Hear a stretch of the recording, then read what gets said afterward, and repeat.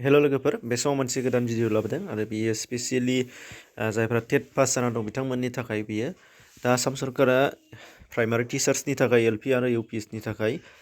जिहेतु नटिफिकेसन होदों आरो बेयाव दिनै एबा 2 जानुवारिनिफ्राय एप्लाइ खालामनो होदोंमोन बिथांमोना दा बेयो जाबायबो एप्लाइ खालामनाया जाबायबो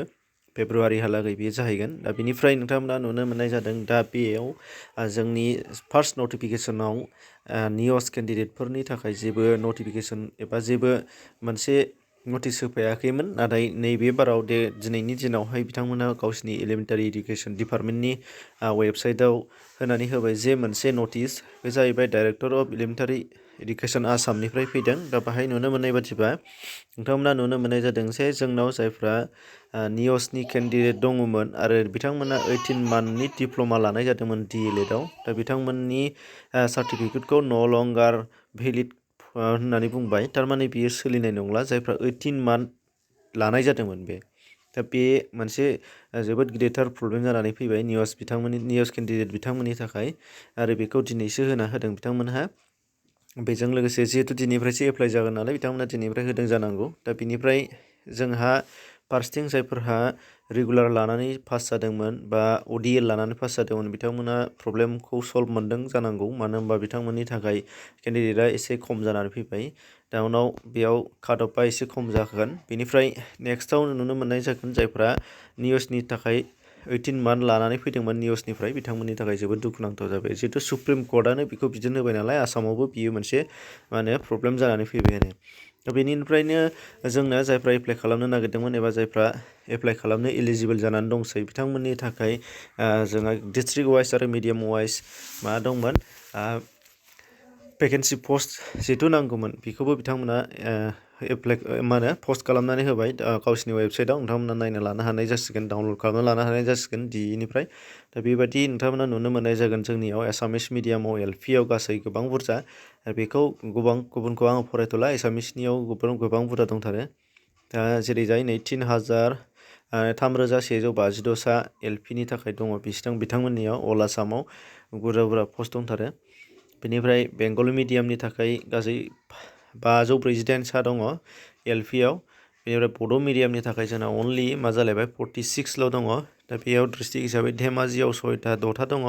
गवालपारायाव 3 लखिमपुराव 10टा मरिगावआव 6टा आरो सनितपुराव बुरजा दङ सनितपुराव 21टा दङ LPआव दा बेनिफ्राय गुबुन मिडियाम गार' मिडियामाव 7 बेनिफ्राय गवालपारायावल' दङ बिथांमोननिया सिंगेल हिन्दी मिडियामनि थाखाय दङ 32 बेनिफ्राय आरोबाव हामारनि थाखाय दङ 2 बेनिफ्राय मणिपुरिनि थाखाय 9 ओमफ्राय दानिया नेक्स्टआव दङ UP सेक्सननि थाखाय UP सेक्सनाव एसामिसाव गोबां बुरजा बिथांमोननिया मालाय 673 दङ बेनिफ्राय दङ बेंगलि मिडियामनि थाखाय 302 बेनिफ्राय गार' मिडियामनि थाखाय 9 हिन्दी मिडियामनि थाखाय 31 हामारनि थाखाय 1 बेनिफ्राय मणिपुरिनि थाखाय 4 आरो बेनिफ्राय जोंहा गोसोआव लानो गोनाङा जाहैबाय नैबे जोंना बर' मिडियामाव गासै UPआव 12टा पस्टल' दङ दा बेखौ नायोबा जों नुनो मोनबाय जाबाय बरपेटा धेमाजि मोननैयावबो 2 दङ बेनिफ्राय गवालपारायाव 1ल' नांगौ सिंगेल लखिमपुराव 4 दङ नलबारियाव 1 दङ ओमफ्राय सनितपुराव 2 दङ दा बेखिनिया आसामनि जोंनि बर' मिडियामनि थाखाय प्राइमारि टिचार रिक्रुटमेन्टनि खालि पस्ट आरो बेनिफ्राय दङ एसामिस मिडियाम UP साइन्सनि दङ नैबेहाय बे साइन्सआव जोंना 310टा दङ दहायनिया LP बर' मिडियाम एसिस्टेन्ट टिचार UPSनिया गासै बेमोन दानिया नैबे एसामिस मिडियामनि साइन्सनि दङ बेनिफ्राय बेंगलि मिडियाम साइन्स बर' मिडियामनि साइन्स दंना गैया नायबावगोन जोङो दा नुगोन एसामिस मिडियाम हिन्दी टिचार बिदिथ' थाहैनाय नङला बर' मिडियामनिया मोनसेल' थागोन गैखाला बेनो जागोन जोङो होमबा गासै बेसेबां पस्ट ओंखारखो जोङो नायबा नुनो मोननाय जासिगोन दा UPआव 12 ओमफ्राय बेनिफ्राय LPआव जोंना बेसेबांमोन 47 ना बेसेबांमोन 41मोन ना मामोन 46 आरो 12 जोंना बेसेबां जागोन 58ल' जोंना मा ओंखारबाय खालि पस्ट ओंखारबाय बर' मिडियामनि थाखाय आरो दा बेनिफ्राय